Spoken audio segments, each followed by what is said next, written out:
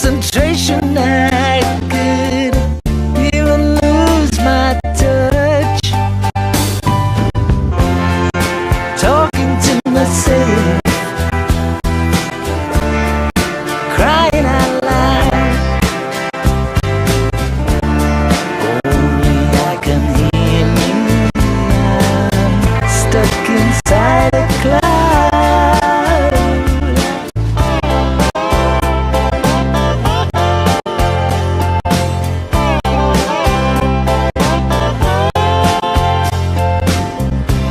I made some exhibition. I lost my will to eat. Only thing that matters to me is to touch your lotus feet. Talking to myself, crying out loud. Only I can hear me. I'm stuck inside a cloud. Talking to myself, crying out loud. Only I can hear me. I'm stuck inside a cloud.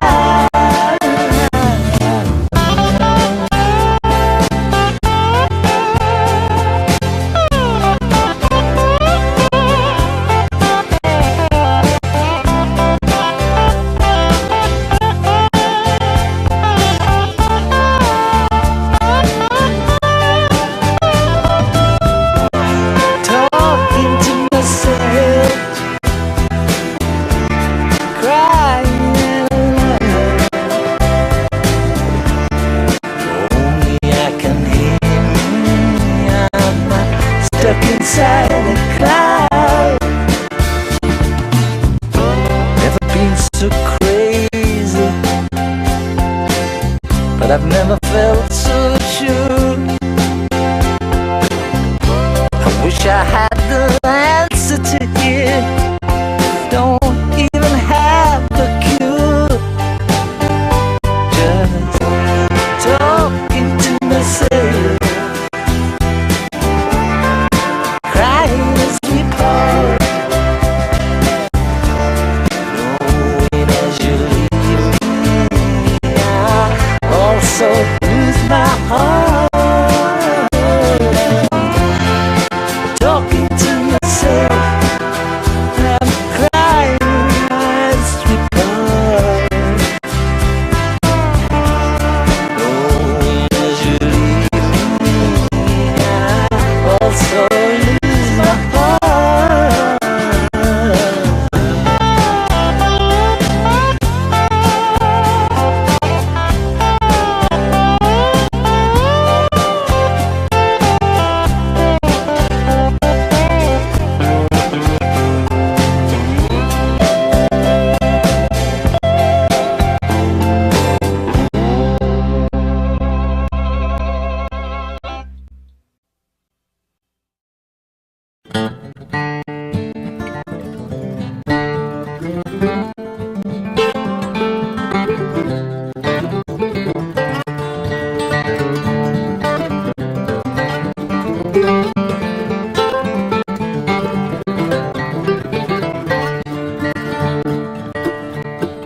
Peaches in the summertime, apples in the fall.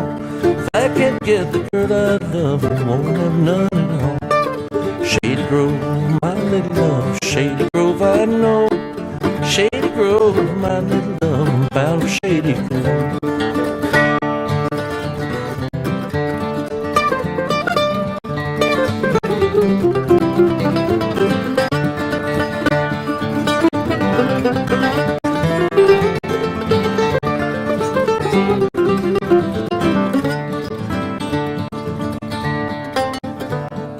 Wish I had a banjo string made of golden twine.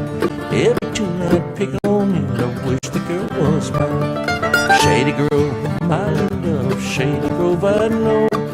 Shady Grove, my little love, I'm bound for Shady Grove.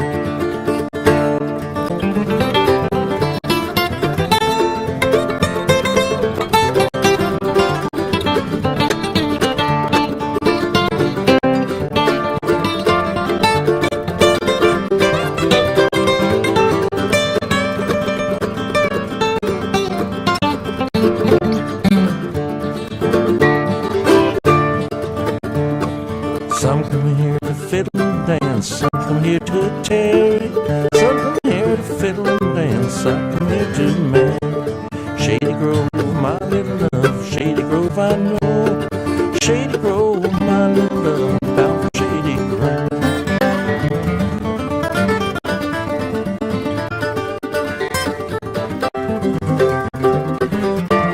Yes.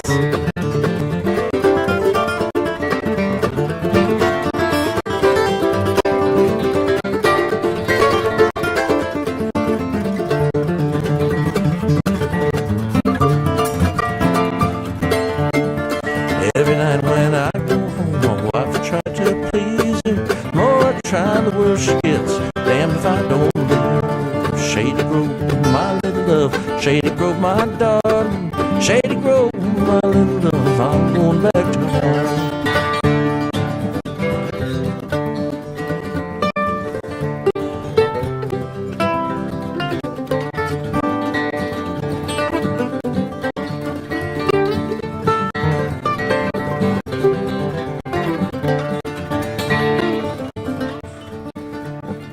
Every night when I go home, my wife will try to please her. More I try, the worse she gets. Damned if I don't leave her. Shady Grove, my little love. Shady Grove, I know.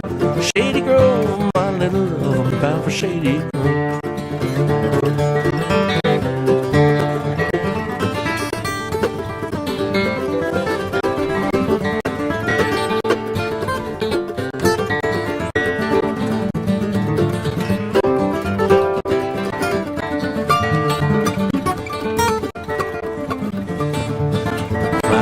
My pretty little mills, flying around my daisy, flying around my pretty little mills, nearly drive me crazy. Shady Grove, my true love, Shady Grove, I know. Shady Grove, my little love, bound for Shady Grove.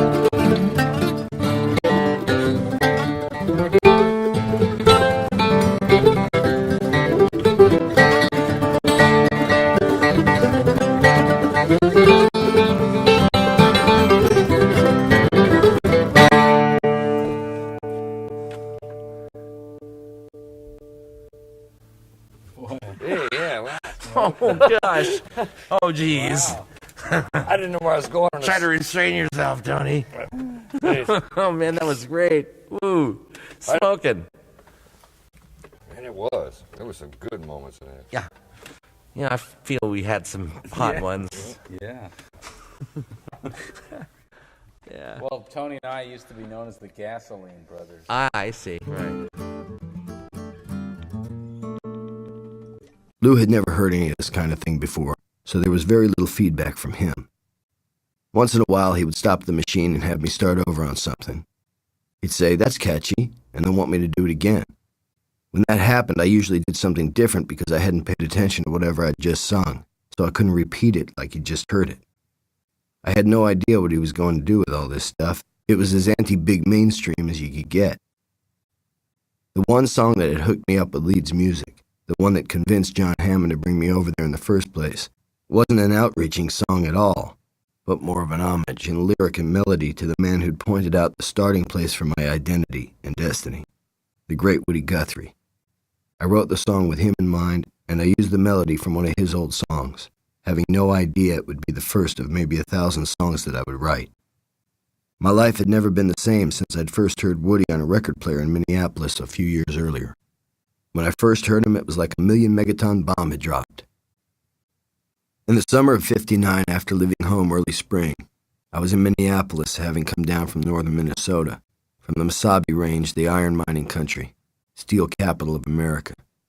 I'd grown up there in Hibbing, but had been born in Duluth, about 75 miles away to the east, on the edge of Lake Superior, a big lake that the Indians called Gitche Gumee. Though we lived in Hibbing, my father from time to time would load us into an old Buick Roadmaster, and we'd ride to Duluth for the weekend. My father was from Duluth, born and raised there. That's where his friends still were. One of 5 brothers, he'd worked all his life, even as a kid. When he was 16, he'd seen a car smash into a telephone pole and burst into flames. He jumped off his bicycle, reached in and pulled the driver out, smothering the driver's body with his own, risking his life to save someone he didn't even know. Eventually, he took accounting classes in night school and was working for Standard Oil of Indiana when I was born. Polio, which left him with a pronounced limp, had forced him out of Duluth. He lost his job, and that's how we got to the Iron Range, where my mother's family was from. Near Duluth, I also had cousins across the suspension aerial bridge in Superior, Wisconsin, the notorious red light gambling town, and I stayed with them sometimes. What I recall mostly about Duluth are the slate gray skies and mysterious foghorns, violent storms that always seem to be coming straight at you, and merciless howling winds off the big black mysterious lake with treacherous 10-foot waves. People said that having to go out onto the deep water was like a death sentence. Most of Duluth was on a slant. Nothing's level there.